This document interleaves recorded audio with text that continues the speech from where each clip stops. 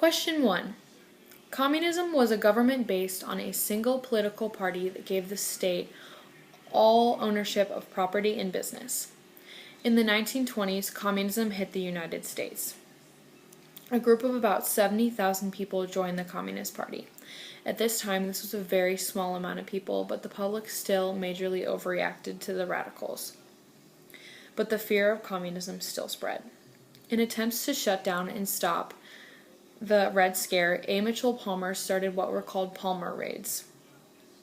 Agents were sent into suspected communist homes, and they searched the home. Even if there was nothing found that made them think of communism, they were still arrested and never tried in court.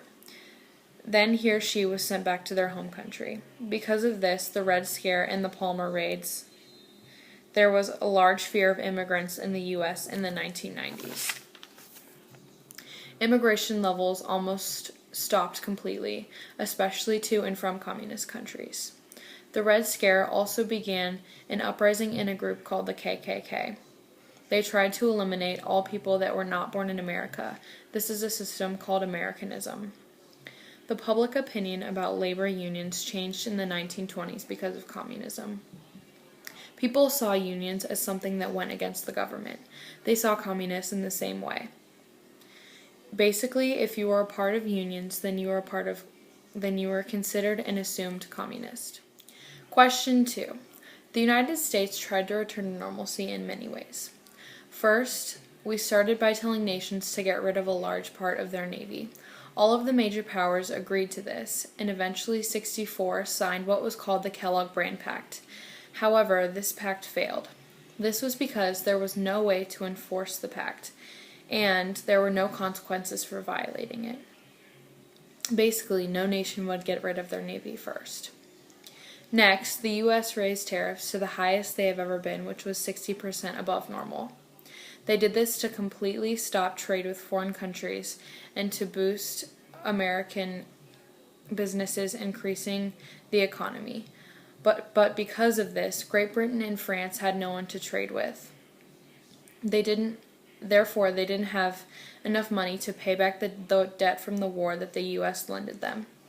In the long run, this hurt the U.S. economy instead of helping it. This was called the Fordney-McCumber Tariff. After the war, demand for unskilled labor went down majorly.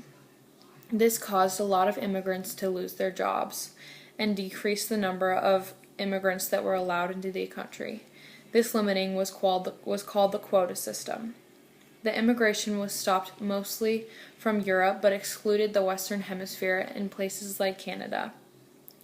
It completely restricted the Japanese from entering the country and caused a disliking between the United States and Japan. Something that undermined the return to normalcy was the Teapot Dome scandal. Question 3. The automobile impacted the U.S.'s economy majorly. It boosted it because of the manufacturing of roads and gas stations, motels, and shopping centers. They started popping up everywhere. It caused an urban sprawl and majorly expanded America.